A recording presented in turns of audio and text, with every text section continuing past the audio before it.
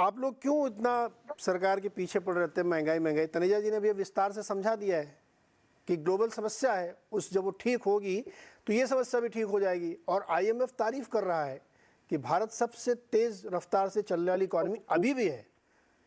तो आपकी आलोचना का क्या आधार है फिर? खुश फहमी के लिए ख्याल अच्छा है गाली। और अगर फैक्ट है सर, तनेजा जी, खुशमहमी नहीं, फैक्ट है ये। नहीं, मैं उस फैक्ट्स पर प्रकाश डालता हूँ। तनेजा जी की बातों से अगर नागरिकों का पेट भर जाता तो फिर क्या बात थी। इतनी अच्छी बातें इन्होंने की और उसी से अगर पेट भर जाए। आजाद भारत के इतिहास में कभी ऐसा नहीं हुआ तनेजा जी कि इतने कम समय में महंगाई इतनी अधिक बढ़ गई हो। 60 और 70 रुपए का खाने का तेल और दाल 200 रुपए के पार 7 सालों में कब हुआ? एक बार इतिहास के पन्ने उठाकर देख लीजिएगा। 400 रुपए का गैस का सिलेंडर 1000 रुपए के पार कब हुआ? एक बार इतिहास के पन्ने उठाकर देख लीजिएगा। पेट्रोल और डीजल 60 और 70 रुपए का 100 रुपए के पार कब हुआ? ये एक बार उठाकर देख लीजिए। हालात क्या है इन्फ्लेशन के? अभी सितंबर का जो डेटा आया है उसमें आपका अनाज जो है 11.53% का इन्फ्लेशन है। आपके ऑयल एंड वेजिटेबल्स का 18.5% है। स्पाइसेस का 16.88% है। क्लॉथिंग का 9.9% है। फुटवेयर का 12.30% है। फ्यूल एंड लाइट का 10.39% है। जिंदा भी रहने देंगे लोगों को या नहीं रहने देंगे? आप उठाकर देखिए मॉनेटरी पॉलिसी की मॉनेटरी कमेटी की मीटिंग में इनके मिनट्स उठाकर देखिए। बीते एक वर्ष से उस कमेटी के मिस्टर जयंत वर्मा जो है वो डिसेंट नोट दे रहे हैं, कह रहे हैं आरबीआई को कि आप अकोमोडेटिव स्टैंड मत लीजिए, आप इन्फ्लेशन को सीधा एड्रेस कीजिए। अभी अगस्त का आपका आरबीआई का रेजोल्यूशन पढ़ रही है, फिर वर्मा जी कह रहे हैं कि इससे स्पष्ट नहीं हो रहा है कि आप सिर्फ इन्फ्लेशन को एड्रेस कर रहे हैं। सरकार से आग्रह करता हूं कि सरकार, आप बड़े हम दावे करते हैं प्रधानमंत्री जी वैश्विक ख्याति के नेता हैं। आपने अभी इतना गाना गाया, 27 लाख करोड़ रुपए लिए पेट्रोलियम प्रोडक्ट पर टैक्स लगाकर सरकार ने अर्जित किए थे। पूछिए ना एक बार तो कि चाइना क्यों ईरान से क्रूड ऑयल ले रहा है और वो भी 40% कम में। हिंदुस्तान पर क्यों अमेरिका का दबाव है कि हम नहीं ले सकते हैं?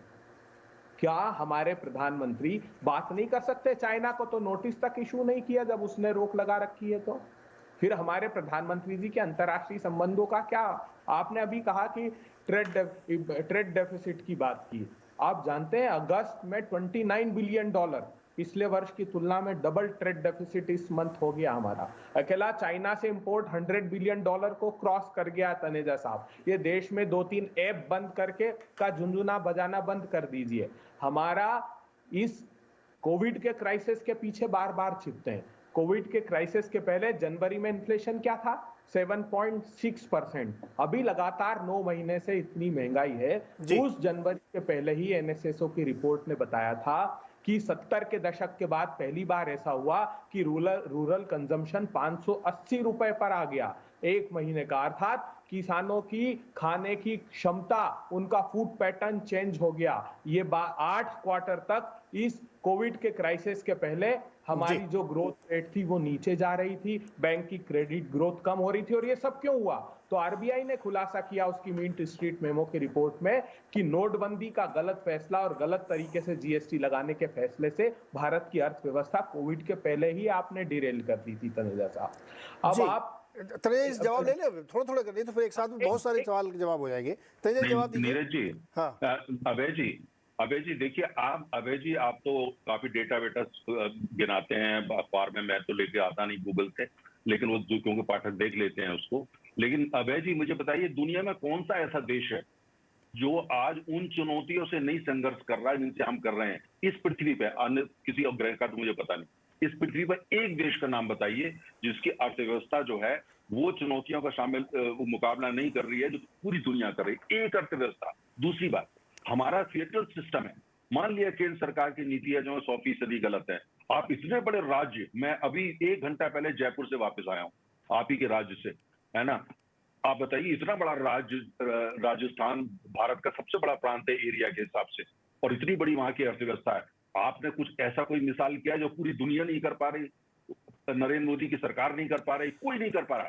पर आप इतने काबिल हैं कि आप राजस्थान में कर रहे हैं, पूरी दुनिया को रोशनी दिखा रहे हैं। आप लाइट हाउस है पूरे विश्व के लिए। एग्जाम्पल दीजिए मुझे, क्या कर दिया। मैं अभी जयपुर से आया हूं, मैंने वहां क्या हालत है देख करके आ रहा हूं। तीसरी बात, आपने ईरान का जिक्र किया। आप एक चीज भूल रहे हैं, जो ईरान पे जो प्रतिबंध जो अमेरिका ने इनिशिएट करे थे, वो आपकी सरकार थी जिन्होंने उसको इंप्लीमेंट किया, आपने करा। और दूसरी बात, आपको ये पता होना चाहिए, आपने कहा वो चाइना को बेच रहा है। कितनी ईरान की एक्सपोर्ट कैपेसिटी है, उनका एक्सपोर्ट इंफ्रास्ट्रक्चर कितना है, उसकी जरा जानकारी कर लीजिए। अगर आपके यहाँ पार्टी के अंदर कोई व्यक्ति ऑयल को समझता हो तो ईरान का एक्सपोर्ट इंफ्रास्ट्रक्चर 100% यूटिलाइज हो गया है। और चाइना ने वहां पे $460 बिलियन का कमिटमेंट किया, उसके अगेंस्ट उनको वो मिल रहा है। मैं तेल लाने को तैयार हूं ईरान से। मैं आपको कस्टमर ला के देता हूँ, इंडिया नहीं कोई और कस्टमर होगा, मैं ला के देता हूँ, दिलवा दीजिए ईरान से तेल। है उनके पास सरप्लस कैपेसिटी। इसलिए जिस विषय का पूरा ज्ञान ना हो उसको लेकर के कटघरे पे मत करिए। जिसपे है, राजस्थान में आपने कौन सा ऐसा काम कर दिया जिससे हम भी सीख सकते हैं, अमेरिका और चीन कोरिया सब सीखेंगे, उदाहरण दीजिए। मतलब बीजेपी के प्रवक्ता ये कह रहे हैं रिकॉर्ड पर कि अमेरिका का कोई प्रतिबंध नहीं है, हमारे पास कोई बाध्यता नहीं है, हम ईरान से ले सकते हैं, लेकिन हमारी सरकार ईरान से क्रूड ऑयल नहीं ले रही। ये भारतीय जनता मैंने बिल्कुल प्रतिबंध है। नहीं गलत बात, देखिए गलत बयानबाजी नहीं करिए, गलत बयानबाजी नहीं करिए। मैंने ये नहीं, आप कह रहे हैं ईरान पे प्रतिबंध, ईरान पे अमेरिका के प्रतिबंध हैं, और जो ईरान से डील करता है वो प्रतिबंध उन पर लागू हो जाते हैं, और आपके टाइम में आपने इनको स्वीकार किया। गुमराह मत करिए, जिन तथ्यों की जानकारी नहीं है उस पर चर्चा मत करिए। मैंने नहीं कहा, आप कह रहे हैं। आपको तथ्यों की, अब तथ्य आपके और ठीक कर लीजिए। आपने कहा कि ऐसा कोई उदाहरण दीजिए। अरे साहब, ये पूरे देश की अर्थव्यवस्था का चरमराने का कारण केंद्र की सरकार है। मुझे आप बताइए, फिर आप इस्तीफा दे दीजिए, फिर आप इस्तीफा दे दें, हमको चला दीजिए राजस्थान भी, आप हट जाइए, आपके बस का नहीं है। केंद्र की सरकार को देना चाहिए। ऐसे बहस नहीं होती। राजस्थान फिर आप बजट किस लिए लेके आते हैं, राज्यों की भूमिका क्या होती है, टैक्सेस आप क्यों कलेक्ट करते हैं? जी, भारतीय जनता पार्टी शासित आप राजस्थान में 100% अभी देख के आ रहा हूँ, अब भी एक हफ्ता पहले। देखिए, मैं बताता हूँ हकीकत, भारतीय जनता पार्टी शासित प्रांतों की भी हकीकत बता रहा हूँ। उठाइए, चलिए, कौन सा प्रांत उठाइए। ठीक है, मैं कह रहा हूँ आप राजस्थान की बताइए। अबे जी, राजस्थान के कुछ आंकड़े दीजिए, आपने क्या क्या। अच्छा तनेजा जी और दुबे जी, रुकिए जरा सर।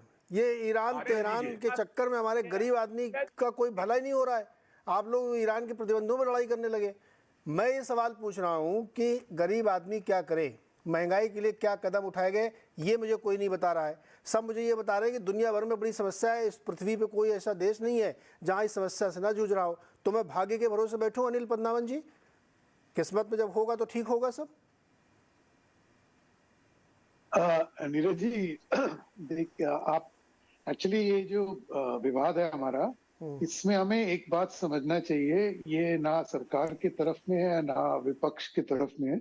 मैं बस हकीकत बता रहा हूँ। ये पहली बार है कि जो आर्थिक इतिहास में कि एक नहीं, दो नहीं, 3 झटके एक के बाद एक लगे हैं।